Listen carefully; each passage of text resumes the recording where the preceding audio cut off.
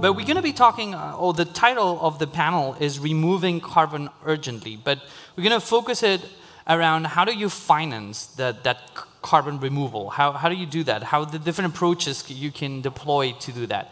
And to join me here on stage, I want to welcome someone that has actually flown all the way from San Francisco. So please give a very warm applause to Matt Travisano. He's the director of the Rewilder Foundation. Matt, thank you very much for joining us. Big applause for Matt. Thank you so much. You can take, if you want, that one. I'll take this one.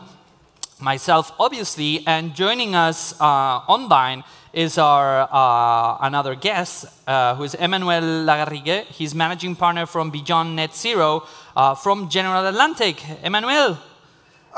Bonsoir. Hey, hi everyone. How are you doing? Good. How are you? Good. This is so funny to feel that you're here with us. It's really cool. So let's start talking because we actually had an extra panelist here that kind of fell through. So now it's a very intimate conversation among us, but with very different extremes of points of view on how to invest or how to tackle removing carbon. So I would like for everyone to get to meet you. So let's start with Matt here. Matt, can you give them an introduction of what do you guys do at Rewind and how is the foundation working? Sure. So thank you for the invitation. Hello, everyone. So basically at Rewilder, we are a non-for-profit foundation, crypto-based, that basically we buy land for two purposes: wildlife conservation and climate change at the same time. So to put it very simply, and I know that we will dig deeper later on, we basically buy land, restore it, and keep it and grow it. I said Rewind is Rewilder. Rewilder. It's like getting tired. So Emmanuel, can you share with us what do you guys do there? Yeah, so Beyond Net Zero is a new initiative by General Atlantic. So General Atlantic is a specialist in growth equity investments. So that's, if you will, late-stage ventures. And General Atlantic is known for this and for probably being the best company in this type of investment. If you look at the track record, company like Airbnb, Uber, Alibaba, among others, were accelerated by General Atlantic in their last rounds of private financing.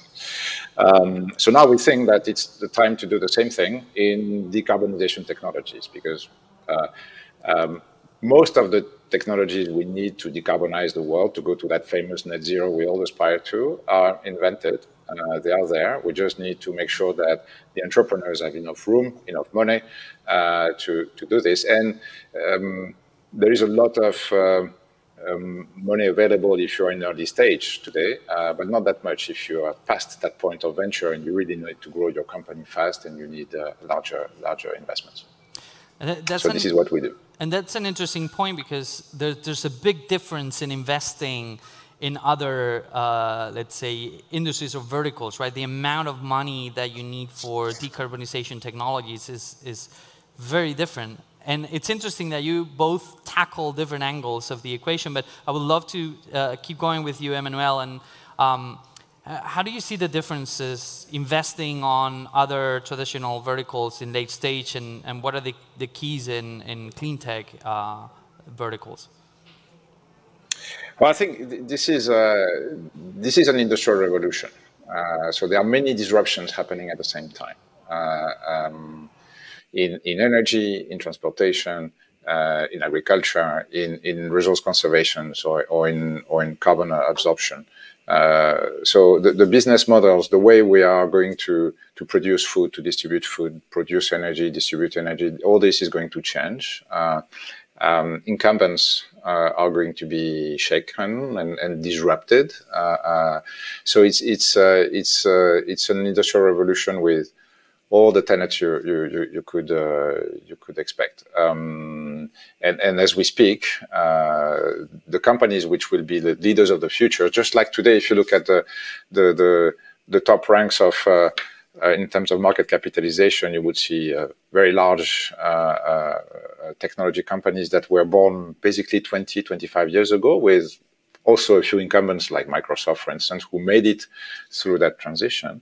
But the same will happen with food, with technology, with energy, with emission conservation. In 20 years from now, I bet we will see a few trillion-dollar market capitalization companies which are created right now in those sectors and who will transform the society for good while creating wealth and jobs for everyone. So this is what we want to focus on. And so it's no different from other sectors. It's just accelerating right now. There's a bit of a talk of a bubble. Okay, maybe, yeah. There was a bubble also in tech in 1997, 1998, but that was the moment when Salesforce, Google, and Amazon were born. So those are the type of bubbles where you want to be active. So this is a bit how we see it. So there's huge opportunity, and the good news is that again, the technologies to decarbonize the economy are probably already there, and with entrepreneurs working on them. So this is interesting, speaking of bubbles and speaking of hype, because here on stage we have probably like the kind of the other side or another angle on how to activate investment there and how to tackle that through the foundation. So Matt, can you explain us a little bit more of how are you instrumentalizing or activating that financing in that space? No, absolutely. So basically, first, we believe a few things, right? The first thing that we believe is this is a huge problem that needs everyone's help, right? So when you look at the different angles that we are trying to solve the problem, you see that you have early stage investors, you have late stage investors like Emmanuel, you have policymakers, but there is kind of a gap particularly in how the citizens can work or can help. Maybe the entrepreneurs can help by building companies that then Emmanuel invests on, but the regular or every citizen doesn't have a lot of channels to do it. So. And in particular, so that's one thing. We're trying to provide tools for citizens to contribute to helping the problem. And in particular, we are trying to do it to a specific audience in a specific way. So we are a foundation, so the way that it works is that you donate money like any other regular foundation, but we are trying to do it in a different way, which is a crypto-based foundation. Why? Because, I mean, I've been donating to Nature Conservancy solutions for a long time. And they're great, right? But we believe that there is a gap there where they're not providing great products for the donors, right? I donate to a foundation and they give me one magazine per year, okay? So when you look at the problem, we believe that there is lack of transparency. There's the products that they offer, they're not very engaging, and they have no governance over their decisions. So that's why we are trying to gap like the blockchain technologies to this world. Okay, and to conservancy. So the way that long journey to say how it works. So basically, the fundraising will start October the 12th. So you log in online, you just select how much you want to donate. We calculate more or less how much land your donation will contribute to buy, and we issue an NFT. An NFT is basically a key that will map exactly to the land that we are buying. So it will be more transparent how much you're buying, which land you're buying, how much money goes there to that land, how much money goes to preserve that land. But also, we are going to start providing through that NFT updates. For example, there will be cameras that if an animal walks by, you will get a real-time feed into that NFT. So we'll say, like a notification on your phone, say, look at this animal. This is a silly example, but we are trying to build examples like that to improve engagement, because we believe that if we can make it more engaging, more people will kind of generate a closed loop on their actions and will be willing to donate more because they can measure that this is working. Also, we're going to be using satellite images to see how much is it growing, and that will feed back. And last but not least, sorry to take it too long. Go ahead. There will be also a governance side, right? So basically, blockchains are consensus machines. Right? So we are going to be providing every NFT holder the ability to have a voice in the decisions of the foundation moving forward. it's kind of interesting because it is complicated in the sense that you're mixing three kind of elements at the same, or four core elements at the same time. One is financing, so you will have like similar LPs that Emmanuel might have, but from the crypto world. At the same time, you have a governance body that's run by the distributed DAO, which is also on the blockchain. But at the same time, you're tackling the transparency aspect on an NGO thing, plus putting on top of that, like what would be a startup based on reforestation and rewildering, and all at the same time. Yeah, no, absolutely. I think that on the back end, we are more traditional in the sense that the instruments or the strategies that we're going to put together in order to rewild will be pretty straightforward, because standard, if you want, because we believe that there's a lot of knowledge there, and there's not that much opportunity for innovating in the technology, or at least we don't know about that much, so we're going to be pretty conservative, pretty standard there. We're trying to innovate at the product level with transparency, engagement, and no, it's interesting because it's the innovation of how you structure this whole thing, right? And it's very different from the usual, more traditional investment vehicles or kind of organizations or activities tackling this carbon. I want to clarify something. Sorry about this. So I said that we're tackling that you have to use Ether to invest and buy the land. But it's not that we are only tackling crypto-savvy guys. So I swear you, I ask you guys, everyone, if you want to donate, just go ahead. If you don't know how to go from US dollars or euros to Ether, call me and I'll help you. But everyone should be able to donate, right? It will be easier for people that already have a MetaMask wallet, but everyone, and for us, it's a big challenge, not only like to onboard new people to crypto. So you mentioned something interesting, and I want to bounce back the ball with Emmanuel, because I remember when we were talking, preparing this panel, he raised something that I think is interesting. It's now that there's a boom around decarbonization technologies and investment in climate tech and stuff like that, including also crypto-related things. There was a topic that came during the conversation that was interesting, which is the lack of know-how of a lot of the newcomers into this field. And Emmanuel was mentioning, I have a long track record. I believe you come from Schneider for many years, and so you have a very long track record working with clean tech and technology around green energy and things like that. So how do you see that? I don't know if I would call it intrusism, but all these new funds trying to invest there with not that much maybe knowledge from the partners or know-how around that stuff. And I will then bounce back to you, Matt, because you have the other side of you are the newcomer, and how do you connect that with the people that know? So, Emmanuel? Yeah, two ideas, and I think the first one was already highlighted in the previous panel. Again, this is an industrial revolution. This is about technologies. So if you can be a brilliant fintech investor or tech investor, you're not going to reinvent yourself as an ESG investor tomorrow, because it's about technology. So you have to understand a bit what works and what doesn't. So this is why today, yes, you have a proliferation of funds, and the moderator again said it in the previous panel. Because ESG is sounds like the hype of the moment. No, this is serious. This is serious investment, serious technologies with entrepreneurs who are really meaningfully going to change the world. Like the examples we have here. And then the other idea is crypto is super important in this, because one of the common mistakes that non-initiated make is that they tend to think, especially when you talk about the energy transition, the energy supply chain has been hyper-centralized for the last 120 years, right? So you pump oil or gas in a place, and then a handful of large companies would refine it and transport it and take it to the consumer. Same with electricity. In every country, it's a handful of companies controlling all this. And energy transition is led by the people. All the energy transitions have been led by consumers and by businesses, all the two previous ones. So in this one will be no exception.